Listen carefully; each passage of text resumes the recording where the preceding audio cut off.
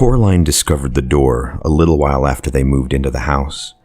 It was a very old house, and it had an attic under the roof and a cellar under the ground and an overgrown garden with huge old trees in it. Coraline's family didn't own all of the house. It was too big for that. Instead, they owned part of it. There were other people who lived in the old house. Miss Spink and Miss Forcible lived in the flat below Coraline's on the ground floor. They were both old and round and lived in their flat with a number of aging Highlander terriers who had names like Hamish and Andrew and Jock. Once upon a time, Miss Spink and Miss Forcible had been actresses. Miss Spink told Coraline the first time that she'd met her. "You see, Caroline," Miss Spink said, getting Coraline's name wrong, "both myself and Miss Forcible were famous actresses in our time. We trod the boards, lovey. Oh, don't let Hamish eat the fruitcake or he'll be up all night with his tummy." "It's Coraline, not Caroline. Coraline," said Coraline. In the flat above Coraline's, under the roof, was a crazy old man with a big mustache. He told Coraline that he was training a mouse circus. He wouldn't let anyone see it. "One day, little Caroline, when they are ready, everyone in the whole world will see the wonders of my mouse circus. You ask me why you cannot see it now? Is that what you ask me?" "No," said Coraline quietly. "I asked you not to call me Caroline. It's Coraline." "The reason you cannot see the mouse circus," said the man upstairs, "is the mice are not yet ready and rehearsed. Also, they refuse to play the songs I have written for them. All the songs I have written for the mice to play go oompa, oompa, but the white mice, they only play toodly-doo, like that. I am thinking of trying them on different types of cheese." Coraline didn't think there really was a mouse circus. She thought the old man was probably making it up. The day after they moved in, Coraline went exploring. She explored the garden. It was a big garden. At the very back was an old tennis court, but no one in the house played tennis, and the fence around the court had holes in it, and the net had mostly rotted away. There was an old rose garden filled with stunted, fly-blown rose bushes. There was a rockery that was all rocky. There was a fairy ring made of squidgy brown toadstools which smelled dreadful if you accidentally trod on them. There was also a well. On the first day Coraline's family moved in, Miss Spink and Miss Forcible made a point of telling Coraline how dangerous the well was, and they warned her to be sure to keep away from it. So Coraline set off to explore it, so that she knew where it was to keep away from it properly. She found it on the third day in an overgrown meadow beside the tennis court, behind a clump of trees, a low brick circle almost hidden in the high grass. The well had been covered up by wooden boards to stop anyone from falling in. There was a small knothole in one of the boards, and Coraline spent an afternoon dropping pebbles and acorns through the hole and waiting and counting until she heard the plop as they hit the water far below. Coraline also explored for animals. She found a hedgehog and a snake skin, but no snake, and a rock that looked just like a frog, and a toad that looked just like a rock. There was also a haughty black cat who sat on walls and tree stumps and watched her, but slipped away if she ever went over to try to play with it.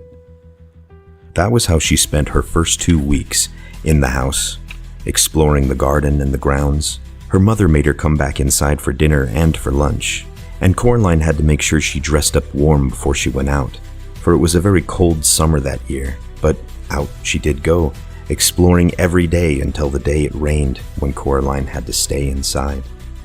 "What should I do?" asked Coraline. "Read a book," her mother said. "Watch a video. Play with your toys. Go and pester Miss Spink and Miss Forcible, or the crazy old man upstairs." "No," said Coraline. "I don't want to do those things. I want to go explore." "I don't really mind what you do," said Coraline's mother, "as long as you don't make a mess." Coraline went over to the window and watched the rain come down. It wasn't the kind of rain you could go out in. It was the other kind, the kind that threw itself down from the sky and splashed where it landed.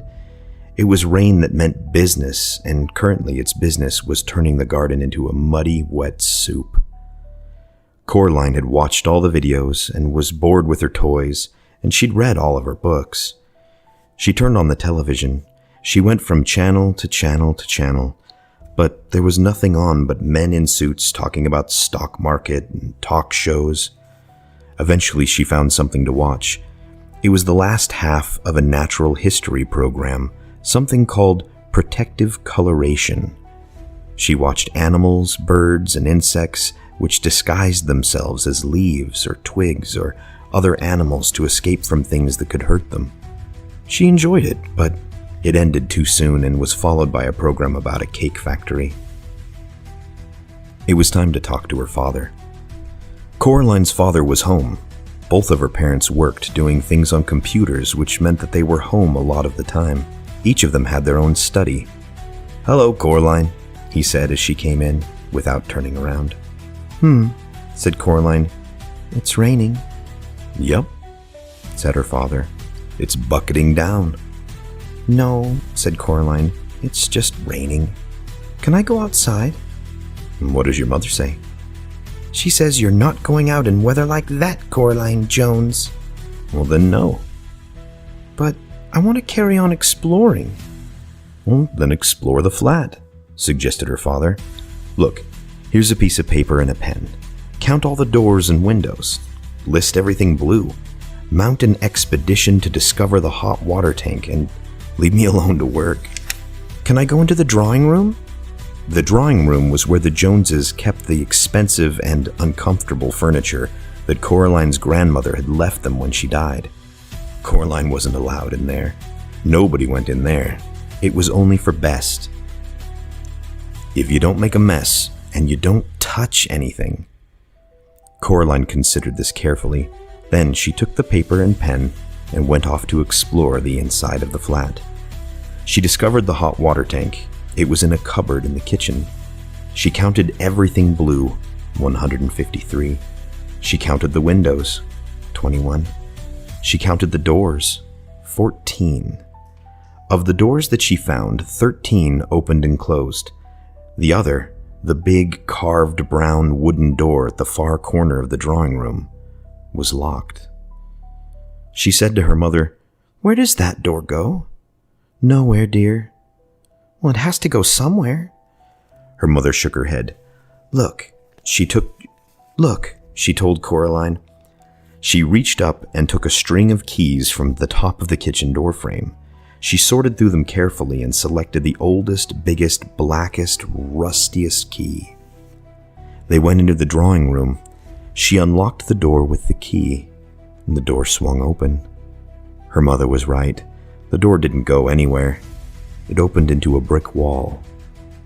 "When this place was just one house," said Coraline's mother, "that door went somewhere. When they turned the house into flats, they simply bricked it up. The other side is an empty flat on the other side of the house, the one that's still for sale." She shut the door and put the string of keys back on the top of the kitchen door frame. "You didn't lock it," said Coraline. Her mother shrugged. "Why should I lock it?" she asked. "It doesn't go anywhere." Coraline didn't say anything. It was nearly dark outside now, and the rain was still coming down, pattering against the window and blurring the lights of the cars in the street outside. Coraline's father stopped working and made them all dinner. Coraline was disgusted. "Daddy," she said, "you've made a recipe again." "It's leek and potato stew with tarragon garnish and melted Gruyere cheese," he admitted. Coraline sighed. Then she went to the freezer and got out some microwave chips and a microwave pizza. "You know I don't like recipes," she told her father while her dinner went around and around, and the little red numbers on the microwave oven counted down to 0. "If you tried it, maybe you'd like it," said Coraline's father, but she shook her head. That night, Coraline lay awake in her bed. The rain had stopped and she was almost asleep when something went tut-tut-tut-tut. She sat up in bed. Something went creak. Coraline got out of bed and looked down the hall, but saw nothing strange. She walked down the hall. From her parents' bedroom came a low snoring. That was her father, and an occasional sleeping mutter. That was her mother. Coraline wondered if she'd dreamt it, whatever it was. Something moved. It was little more than a shadow, and it scuttled down the darkened hall fast, like a little patch of night. She hoped it wasn't a spider. Spiders made Coraline intensely uncomfortable. The black shape went into the drawing room, and Coraline followed it a little nervously. The room was dark. The only light came from the hall, and Coraline, who was standing in the doorway, cast a huge and distorted shadow onto the drawing room carpet. She looked like a thin, giant woman. Coraline was just wondering whether or not she ought to turn on the light when she saw the black shape edge slowly out from beneath the sofa. It paused, and then it dashed silently across the carpet towards the farthest corner of the room. There was no furniture in that corner of the room. Coraline turned on the light. There was nothing in the corner, nothing but the old door that opened into a brick wall. She was sure that her mother had shut the door, but now it was ever so slightly open, just a crack. Coraline went over to it and looked in. There was nothing there, just a wall built of red bricks. Coraline closed the old wood door, turned out the light, and went to bed. She dreamed of black shapes that slid from place to place, avoiding the light, until they were all gathered together under the moon. Little black shapes with little red eyes and sharp yellow teeth. They started to sing, "We are small, but we are many. We are many, we are small. We were here before you rose. We will be here when you fall." Their voices were high and whispering and slightly whiny. They made Coraline feel uncomfortable. Then Coraline dreamed a few commercials, and after that, she dreamed of nothing at all.